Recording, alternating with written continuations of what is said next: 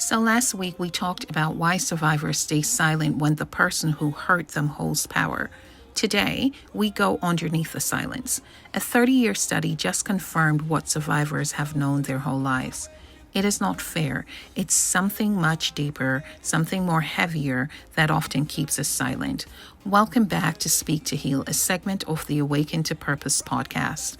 This is part 2. Welcome to the Awaken to Purpose podcast, a podcast by survivors for survivors of childhood sexual trauma and chronic illness warriors. Here, we get honest about healing, transformation, and awakening to our God-given purpose.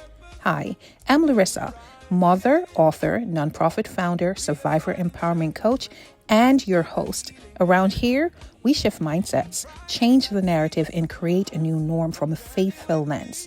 So let me ask you, have you ever wished someone would speak more openly about the complexities of healing? Ever longed for a space that sees you without judgment or performance? You are not alone. This podcast is anchored in Revelations 12:11 and Romans 12:2. We're breaking silence, reassigning shame, and healing forward. Join me. Let's journey to free and awaken to purpose together.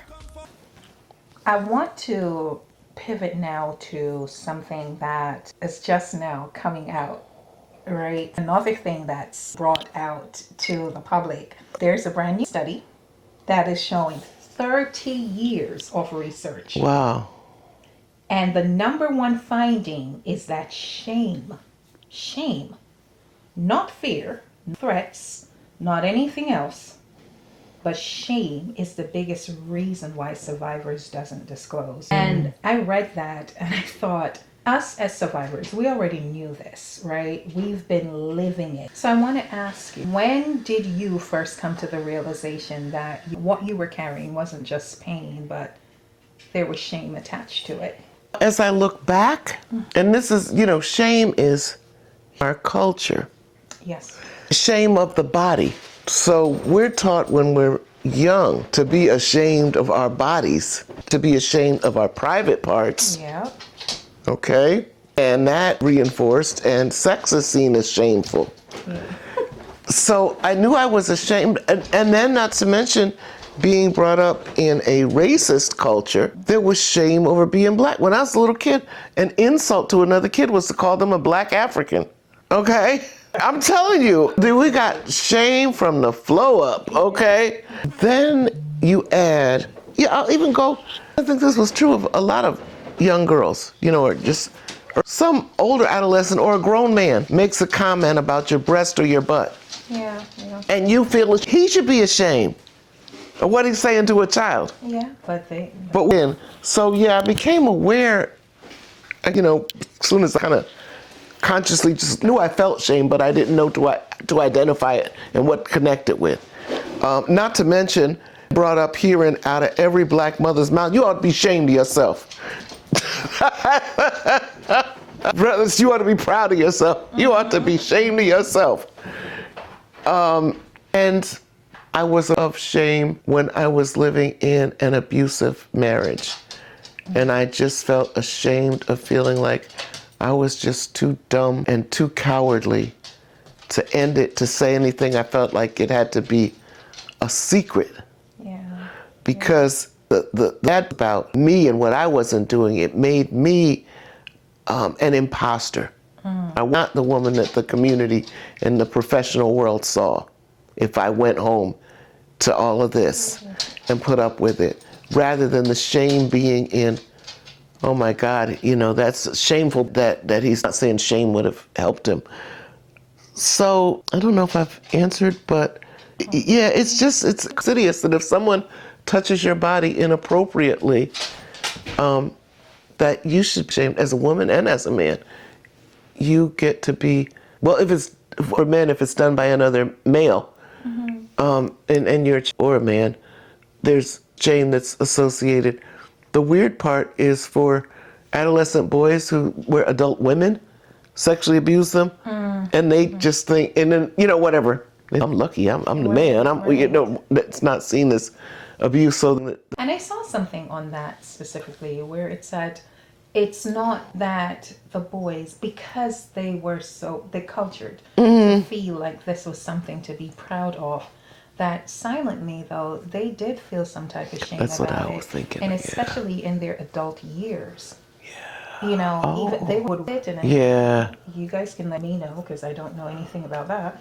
But I read it, and that it speaks to now that as men got older and they really grew into themselves and understood what really happened, that whatever they felt, proud, whatever, Yeah. it just died and really became shameful Okay. about, you know. But for me, this question brought up a whole lot of things, made me really had to sit with it and think, because a part of the question that I wanted to ask was, what was the voice that first spoke that, or spoke to you to make you take on shame? And while I coined that question, I'm asking you only because for me, it's weird because throughout the years of my being abused, I felt more fear, I felt more anger, I felt a lot of other emotions before I got to shame. And I don't know if anybody gave me language around it, or it was simply, it wasn't until I got older and about my first sexual encounter out of nowhere that brought up shame for me. I was more ashamed sick, and I don't know where I learned that, but I felt shame around being born with a chronic illness because I took it on to mean that I was broken, I was abnormal, right? And they told you that. And there was, you half soon dead, you, Right. all of these things. So that I had more shame around crazy about something I had more. Yes. Yeah, because I was born with it. But I had more shame around that than I had with being sexually assaulted as a child. And it wasn't until I got older and when boys came in the picture, Yes. I started to feel shame then, because now I am thinking they could look at me and see that I'm abnormal. You just gave me the answer. I had it as I was listening to you. At the age of 14, I consciously felt ashamed when grown men kept referring to me as jailbait. When they're making comments about my body. Of all of y'all that still do that crap, listen. Okay. Talk about dysmorphia. Anyway, that I had breast out to here and butt out to there. At 14, I thought my is making men act like this. Or, and I would be going down the street and older teenagers and grown men would start rubbing on their stuff, like proudly as you walk by. I took on the shame, like what, and so it was a real mixed thing because inside, as I was, going into developing, I was excited about the body. I liked looking at myself in the mirror and going, oh, look at me, but the minute I'm outside, fully clothed, I'm ashamed, and I body. And this is why I love conversation, bro, because it just put me in mind of, even though things were happening with my grandmother's husband, it wasn't just him. There were these perverted, there was no shortage of perverted older men. Yes, right. The culture supports it. Yes. Right. And I remember there's this one man in our community, and I think probably this is the first time I'm going to say this on camera, where he used to assault me in my grandmother's shop. And it's funny how some of his family member, they labeled and would always say, oh, your boyfriend, and they would call his name, boyfriend for you, and to show you how sick we are, because we normalize and about that. There's no way my being a child should be having even the joke as a boyfriend in the same sentence. Yes. Right? But this man, speaking about shame, he made me feel ashamed of my body, because even as I was a late bloomer, and I would push me out against the wall in my grandmother's shop. And of course, I was already experiencing that man. So the fear and whatever, now feeling like this is all I'm worth. But he used to make these comments, I can make your breasts grow, because I was so flat. Oh my But Lord. if you let me feel on your boobs. They'll grow. Think about it. There's nothing funny about it, but it just speaks to How ridiculous. how crazy you, as a grown man, for you to say that to a child, and how sick and demented you must be, because I don't even have breasts, which should have been a turn off. Really? Yeah, okay. Turn off, but instead, Right. To yeah, exactly. Yep, to the point where now you to be the one. Oh my goodness. That's going to help me to grow my. Talk about thinking you got power. And again, those of you that's still doing this sick crap, it's sick. Go seek help. Yes. Go seek Absolutely. help. But going back to the topic, now that we're talking about that, these were the things that made me feel ashamed. It brought it on because now I wasn't paying attention to that. Mm-hmm. Now you brought it to my attention. So now I'm looking at all the girls like, wait a second, don't I have boobs yet? You know, right. Everybody's periods, but little did I know that was to my benefit. Mm-hmm. Right? It was to my benefit and also to my detriment, because it wasn't until I started seeing my menses, which I was a late. Yeah. That bastards. Wow. And that's true for some of them. When you get to a certain level of maturity, they're not interested anymore. They each have their age and stage preference. They absolutely do. And they know what it is. It wasn't until I started talking publicly about it, I realized all of us, as survivors by the hands of my grandmother's husband, all had the same. My mom, she was from 6 till she was 16, and it's right when she saw her menses that he stopped, and it was the same thing for me. Though I don't consciously remember most of it, I really think that mine stopped when I had my period, because that's when I stopped wetting the bed. And they're often tied together. Yeah. Yep, and all of a sudden, just magically, at 12 and a half, stop wetting the bed and haven't wet the bed since. That's my aunt's too, Mm-hmm. That is. Mother had a baby book for me where she wrote stuff in there, and she writes, I was a year old when I started asking for my pot. So that's the thing too. You've got a child that has been potty trained, and they, reverse. All of a sudden, they reverse. Yeah. Yep. Signs. If you didn't catch that. Yes. Yep. Really the signs. Yeah. I know a few people that 19, 20, still wetting the bed. Oh yeah.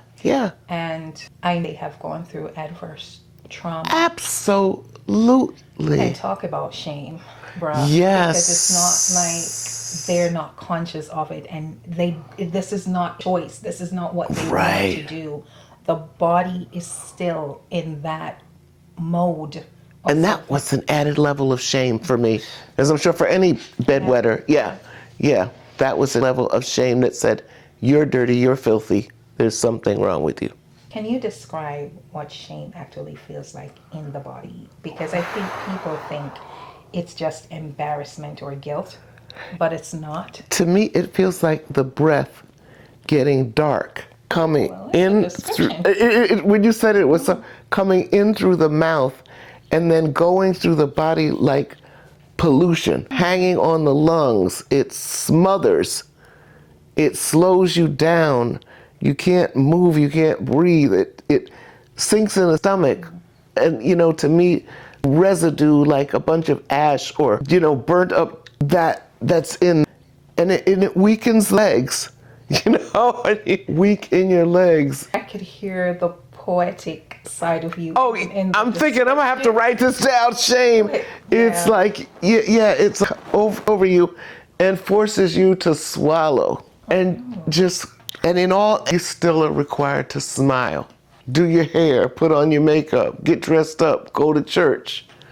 Say yes, ma'am, and no, sir. Yeah. And my response to that question, shame in the body feels like suffocation. It feels like you're suffocating, you're living, you're breathing, but you're actively suffocating. It's that constant gasp for air because it's heavy, it's weighty, it's just, you are breathing, you still are to come up for air. It's the freedom that your body is needing to exhale, to have a real release. And so it's talking about this and realizing just a couple episodes ago when I was sharing with you that for the first time, when I did that first and only session of EMDR that I need to get back to, for the first time, I felt my Oh, shoulder yes, lowered yes, yeah. because I finally exhaled. That would good. Maybe you have somebody come in and do it, but a good like group session to do EMDR around different Oh, space. Yeah, yes, yes. yeah. Somebody want to give us a grant? Start it up there, because there's we done. Yes. But yeah, that to deep, and I challenge the audience to sit and think about that. What does shame feel or look like in your body? How would you explain that, Miss Regina?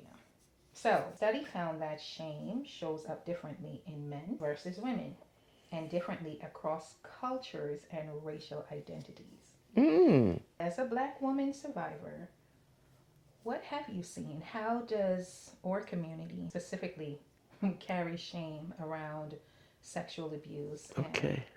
Well, be authentic. I am a MSW social worker, but my concentration, my master's of social work, is in community organizing.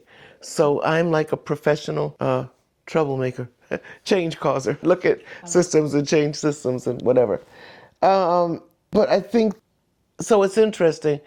In my professional experience, I'll say that, but as a director of services for sexually abused children and adults, I got to see people of all different cultures and backgrounds come in. I will say for people of color of any ethnicity, that racism and colorism are other levels of shame that come with it. And so one of the things that I believed was that my brown skin deserved to be abused and made me less valuable because I was ashamed of my skin.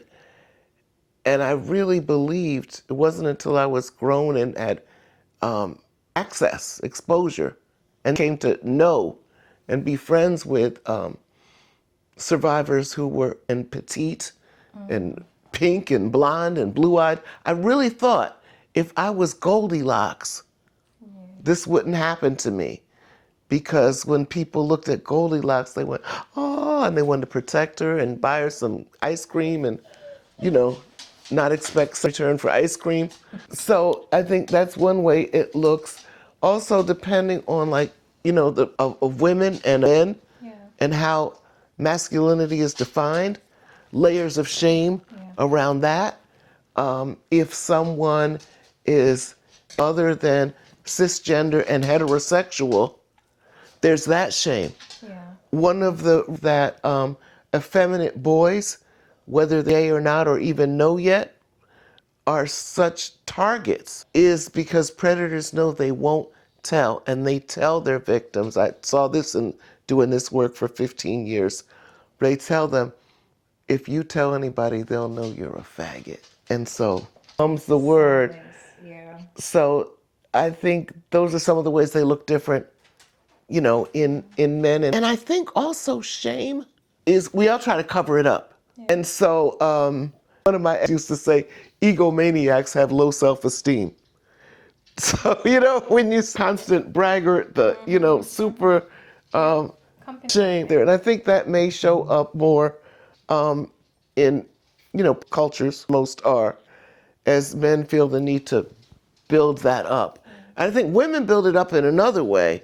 I think it looks like promiscuity, looks like we think we're in charge of the sexuality, so we bunch of partners and don't care who knows it, and you can call me a hoe, but whatever, I think up like that. Yeah. with example, it just makes you realize how contradicting that is. Yeah. Because on one, it's the drive, the push there. I want to say, because I don't know for sure, is that you feel as if you are in control at that point. You're somehow taking the power back. But I've spoken to enough women, especially those that actively participate in sex. And even though they are doing that because that's what they verbalize, but when you catch them on a different day. I will dare say, I no, won't say anything's impossible, but within our would be really, really hard for a woman to actually feel confident and in the place of power and so forth and so on. Talk to were women who wanted to stop doing sex work. So I haven't had many talks with somebody who was like, nope, I don't want to stop. Right. This is going great. And so, for any out there, I'm not, I didn't come here to judge you. Yeah, I don't know you. So the ones I've known, and just with the circles I'm in, the things I do, it would be women, both cisgender and transgender, who have said, I really want to do something else. I feel bad about this. Can you help me? It's dangerous. But you know what, though? So impacted by social class and economics, because there's a sex worker that's, giving head, and then court. That would be an interesting study to really see the differences in how people felt about themselves. It doesn't matter at what level they're playing, pun intended, at, there's still a level of shame, not for everyone. Yeah, but yeah, but after all of that, and you know this because what you said, you feel empowered and you're taking your power back. Half of them have to drug themselves up. oh yeah. You have to take some level of stimulant, and it's not just because of the sex, it's the suppressing Oh no, I've the heard so many mind. they had to do that. So there's layers associated there. So it's Because once again, what does society tell a woman who has sex with multiple people? It's all, horror. Just, we got this from ancient time. And I'm like, and who's the man supposed to do it when you don't want him to be gay? the research says the way someone responds when a survivor does disclose can either ease the shame or make it worse. Yes. What was your experience of that? How someone responds ever made you feel more ashamed after you told them what happened? My mother's response didn't make me feel more ashamed. It just stunned me because it was cold. It was like, well, why didn't you tell me? And then, oh, I think I smell the chicken in the oven. It's like, it was closed. Oh, wow. But I know from work that the response is important. We work parents around prevention and response. Like, listen to your child. Do let them know you're going to make sure they're safe, and then take the actions to, not to ask them a million questions. Don't interrogate them. Because it was for them to tell you in the first place. And then you batter them with questions, trying to be a detective. And, your job as a parent is to listen and comfort and, more ask them how they're feeling. What do you do? What do you do? So, yeah. This for me layered because I have several reasons and experiences, but most impactful was when I went public and started speaking, and my grandmother. And I pressed charges against her husband, and she called me. There was scenarios here. One, we were in person. The other was over the phone, but either one, because both things were said both times. When whatever she was trying to do was saying, why didn't I tell her? Because she would have watched me, she would have kept me by her frock tail. Not that she would have kicked the man out, not that she would have, but she would have watched me more carefully from her husband. And then what sealed the coffin for me, because it's times like when I started to really think that my grandmother knew. Okay, yeah. And look up, because my grandmother had the audacity to look at me and say to me, "What's wrong with a little?" Oh, Lord. What was wrong with a little behaving, and we all, including her daughters, behaving as if, and she literally asked, "What's wrong with a little?" And that Not only did it make me feel more shameful, but ironically, it wasn't even about the shame that I took on. The shame that I felt, I'm your granddaughter. Damn. Oh, yeah. That's the shame I felt because when I thought about this is what I came from, I think, the yeah, I would fact feel, that yeah. you are the of this family and you are okay, not only hearing that while you were sleeping, your husband was creeping in your own house with your kids and your grandkids, but this was your What's outlook, wrong with a little, yeah. and for you to ask what's wrong with her, that made me feel ashamed to have her as a grandmother. That I could get. And then the other parts was every time I shared with a significant other and in a moment of disagreement Oh, more, no. it's thrown back in your face. No. Yeah, and that is That's terrible. disclosed. Lady, you're It's being a like, big baby right oh now. my God. So this particular question is most personal to me because it's literally what this platform is built on. It's about reassigning the shame, right? Yeah. So, not pretending, but giving it back to the person and reassigning the shame back to Yes. the person, who it rightfully belongs to, by the way. What did that process look like for you? And when did the shame start to shift from Okay. yours to? I remember coming up with a statement very loud in my head. And I was all of the men who touched me inappropriately or said inappropriate things, Yeah. and it's a list. And I said, they should be ashamed, Yeah. not me. It came to me just very, very clearly.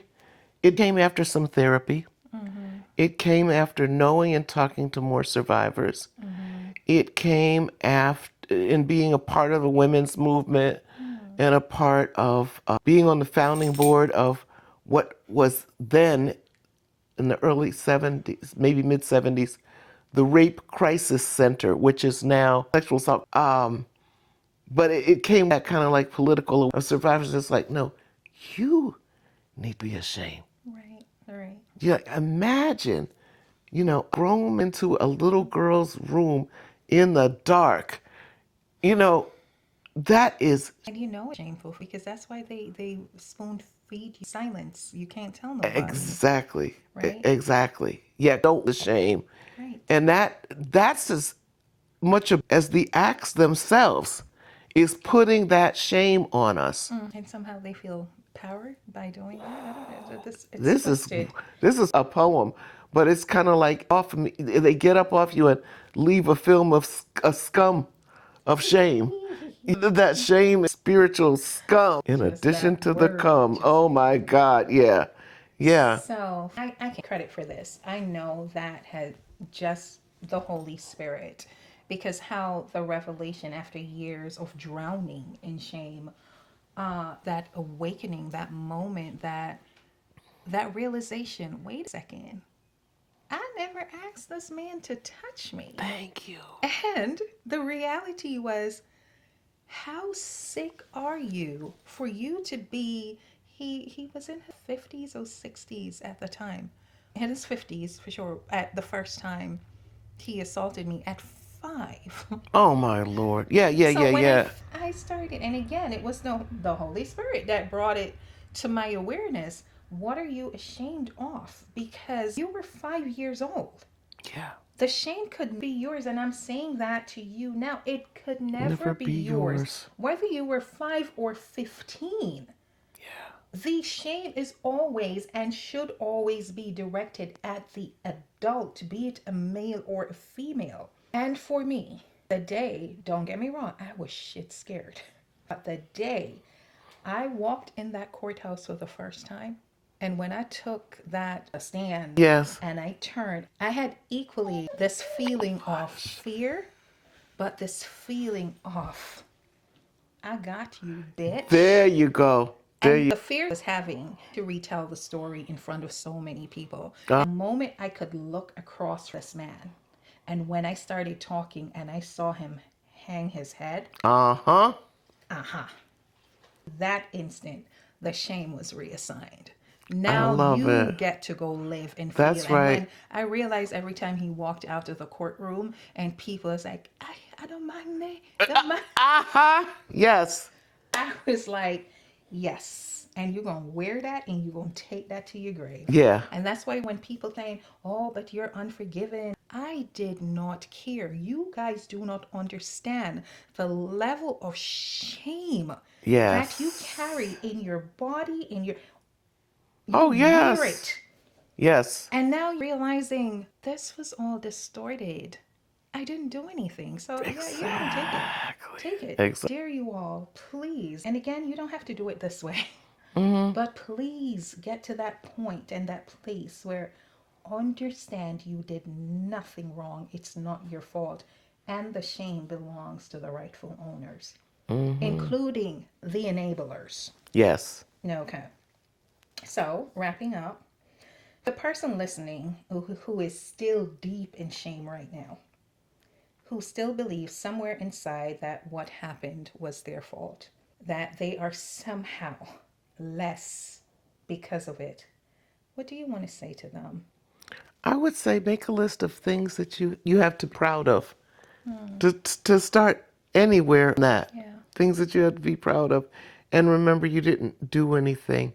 And learn about facts of an adult sexual abuse. You know, some children, because the body responds and they had a pleasurable response to stimulation, you still didn't do anything wrong. And could you on that a little bit more, Oh please? yeah, yeah. So the is physical. We are sexual beings. So, much of wants to ignore that, and so I would say more than one thing is true at a time. So one myth is that children don't have any sexual, feelings or do. The body is the You body. know, before puberty, those things. I mean, it's another research. They researched girls in a crib pleasuring themselves. We see Little boy. themselves, girls and boys, and it's not just like, oh, they don't know what they're doing. No, that feels good to them. So yeah, that's not a cause for you to feel shame. I will just say, in addition to what I said before, is understanding that you did nothing wrong, that this was done to you. What that looks like, for me, it came in the form of just an awakening that doing the math, and the math wasn't math, and I was 5, he was that old. I Mm-hmm. don't know what age you were, but understanding this is not something you ask for, and even if, because some of these sick bastards will spin that narrative to say, oh, you were parading, including that to their child, or Mm-hmm. mothers that do that to their daughters. A sick person is there is no grown man that should be attracted to a child, period, point blank. I want to say that, but it's not as easy as it sounds. But for you to get to that place where you do understand, this is not your fault, you didn't do anything to warrant this. Please, I don't know how to, besides what Miss Regina said and what I've been sharing, it's writing out that you're grateful for. One of the things heading the list is that you survived. Mm-hmm. You survived, he, her, them. You And you can be survived. proud of that. You You can should be be proud of that. that because we know, if nobody else knows, we Yes, know indeed. how hard that is on your mental, your emotional state, but you're still here. You're still pushing. So that is something, start with that. I survived this. And then go through your list of all the things you have to be proud of, all the things that you overcame. And then end with, I did nothing to cause this. That person or the persons, that's all on them. Vices, whatever they were dealing, fighting with, whatever, had absolutely nothing to do with you. Unfortunately, you were just another victim, but it's nothing that you did to cause it. So, with that said, we're wrapping up this Yep, for episode for this time. today. Yep. Till We'll next catch you time. soon. Thank you for joining us on another episode of Speak to Heal. And please, let's gather here and have the difficult but very real and needed conversations about what this journey of healing looks like. And join us. Yep. as I and we and all of us to free from our hearts to yours. Yep. Love you all. Love and happiness. Bye. Listen, Defiant Disruptors, if this episode hit your gut, spirit, chest, good. That means it's time to put silent suffering to rest. If it challenged you, stretched you, or gave you language to what you've been carrying, don't just scroll. Share it with someone who needs to reassign the shame they've been burying. Like, subscribe, because around here, we dismantle lies, conquer fears, we speak and renew our minds, because we overcome by the blood of the Lamb and by the words of our testimony. We refuse old narratives that keeps us in disguise. This is bigger than a podcast. This is a movement. So until next time, shift the mindset, change the narrative, and let's create new norms. Join me as we journey to free and awaken to purpose together. From my heart to yours, Larissa.